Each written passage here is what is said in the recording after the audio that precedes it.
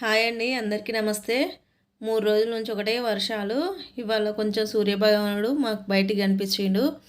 అందుకని ఇక 3 రోజుల నుంచి ఉన్న బట్టలు మొత్తం ఒకటే రోజు విండేసినాం. ఎక్కడ చూసినా ఇల్లు మొత్తం బట్టలే. ఇది మొత్తం ఇంటి ముందు. అందులో మళ్ళీ ఒకరోజు గోరంటాకు ఫంక్షన్ వేడుక అని, ఒకరోజు బోనాలని, ఇట్లా లైన్గా పండుగలు అయ్యేసరికి చీరలు మొత్తం బట్టలన్నీ పిండేయాల్సి వచ్చింది. ఇల్లు మొత్తం బట్టలే. ఇది ముందు దండం మీద చీరలు ఇవన్నీ ఎండేసినాం. ఇవి డోర్ మ్యాట్స్ ఇవన్నీ అయితే ఇది ఇంటి వెనక దండం మీద ఎండేసినాం. అయినా కానీ సరిపోలేదు, అందుకని మళ్ళీ ఇంట్లో కూడా ఒక దండం కట్టి ఇట్లా టవల్స్ ఇవన్నీ ఎండేసినాం. ఇట్లా కొంచెం గాలి వస్తుంది, ఇక బట్టలు మంచిగా ఎండుతాయని అన్నీ విండేసుకున్నాం. ముందు రోజు అయితే మేము గోరంటాకు వేడికి వేసుకున్నామండి. ఆషాఢ మాసంలో అందరం గోరంటాకు పెట్టుకుందామని పెట్టుకున్నాం. మా కాలనీలో ఉన్న మా ఫ్రెండ్స్ అందరం కలిసి ఇట్లా ఆకు తీసుకొచ్చి దంచి అందరం పెట్టుకున్నాం.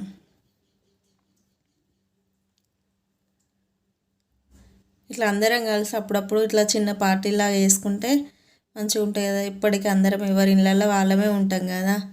అందుకని ఆషాఢ మాసం స్పెషల్గా ఇట్లా గోరంటాకు పెట్టుకున్నాం. అట్లనే తెల్లారి బోనాల పండుగ అండి. ఆ రోజు కూడా వీడియో తీద్దాం అనుకున్నా, కానీ ఫుల్ వర్షం. ఇట్లా ఒక బోనం తీసుకొని మా కాలనీ వాళ్ళందరం ఒక 2 ఫోటోలు దిగినాం అంతే. అమ్మవారికి బోనం పెట్టేదాకా మాత్రమే వర్షం ఆగింది. బోనం పెట్టి నైవేద్యం పెట్టి ఇట్లా మేకను మొక్కినాం. గతం ఫుల్ వర్షం. ఇక అందుకనే వ్లాగ్ అయితే తీయలేకపోయినా. ఇక మటను అన్నీ వండుకున్నాం. ఇది తెల్లారి ఈరోజు బోటి ఉంటే ఇట్లా ఉడకబెట్టిన కర్రీ చేద్దామని. మేము మటన్ పోగులు వేసుకున్నాం కదా, అందులో బోటి వచ్చింది. ఇట్లా బోటి పోగులలో కొంచెం వేస్తుంది కదా, ఇది తెల్లారి ఫ్రై చేద్దామని ఉంచిన.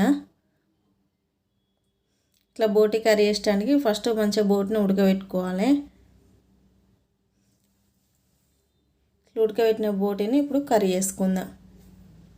ఇట్లా వాటర్ మొత్తం తీసేసి ఓన్లీ బోటి తీసుకోవాలి. ఇప్పుడు ఒక గిన్నె పెట్టి ఆయిల్ వేసి బాగా ఆయిల్ మంచిగా వేడైన తర్వాత ఉల్లిగడ్డలను పచ్చిమిర్చి కట్ చేసుకొని వేసుకోవాలి. ఉల్లిగడ్డలను పచ్చిమిరపకాయలు మంచిగా గోలిన తర్వాత కొంచెం అల్లం వెల్లిపాయ పేస్ట్ కూడా వేసి మనం ఉడకబెట్టుకున్న బోటి కూడా వేసుకోవాలి. బోటి కూడా వేసిన తర్వాత బోటి మంచిగా ఫ్రై చేయాలి. ఇట్లా గ్యాస్ లో ఫ్లేమ్లో పెట్టి బోటి బాగా మంచిగా ఫ్రై కానియాలి. ఇట్లా కొంచెం సేపు మూత పెట్టి ఫ్రై కానిచ్చిన తర్వాత ఒక 2-3 నిమిషాల తర్వాత మళ్ళీ ఒకసారి మూత తీసి మళ్ళీ కలుపుకోవాలి. ఇట్లా ఫ్రై చేసేటప్పుడు బోటి కొంచెం బాగా చిల్లుతూ ఉంటుంది అన్నట్టు. ఇట్లా ఫ్రై అయిన కొద్దీ ఇట్లా సౌండ్ వస్తూ ఉంటుంది, నచ్చకుండా చిల్లుతూ ఉంటుంది. కాబట్టి కొంచెం జాగ్రత్తగా కలుపుకుంటా బాగా మంచిగా ఫ్రై చేయాలి.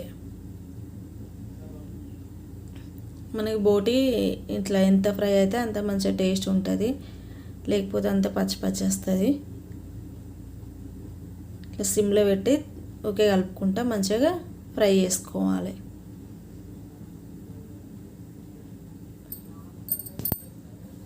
ఇట్లా ఒక పావు గంట తర్వాత ఫ్రై చేసిన తర్వాత ఇట్లా మనకు బోటి కొంచెం కలర్ చేంజ్ కావాలి, మంచిగా ఫ్రై అయినట్టు అట్లా చేంజ్ అయితే ఇప్పుడు ఫ్రై అయిన తర్వాత కారము 2 స్పూన్లు, కొంచెం ఉప్పు వేసుకోవాలి 1 స్పూను. ఉప్పు వేసుకున్న తర్వాత మనకు ధనియాల పొడిను, గరం మసాలా పొడి, కుడక పొడి అన్నీ కలిపి ఇట్లా పొడిలా వేసుకున్నా నేను. ఇట్లా నాన్ వెజ్ కర్రీలోకి వేసుకోవడానికి ఆ పొడి కూడా 1 స్పూన్ వేసుకుంటున్నా. వేసి మంచిగా కలపాలి. ఇట్లా బాగా మంచిగా కలిపినాక ఫ్రై అయిపోతుంది మొత్తం బోటి మొత్తం.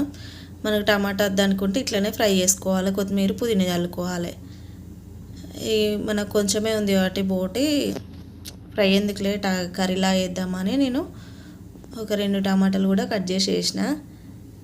ఈ కలిపి మంచిగా మూత పెట్టి టమాటాలు బాగా మంచిగా మెత్తగా ఉడకనియాలి. ఉడకనిస్తే మనకు టమాటా బోటి కర్రీ రెడీ అవుతుంది. ఇట్లా మూత పెట్టి ఒక 5 నిమిషాలు సిమ్లో పెట్టి ఇట్లా బాగా మంచిగా టమాటాలు మంచిగా మెత్తగా ఉడికిన తర్వాత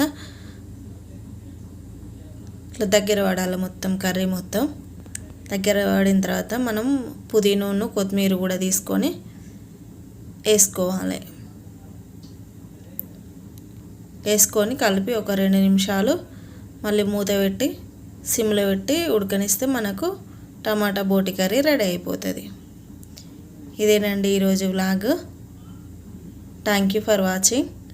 నచ్చినట్లయితే ఛానల్ని సబ్స్క్రైబ్ చేయండి. Thank you for watching. Please like, share and subscribe.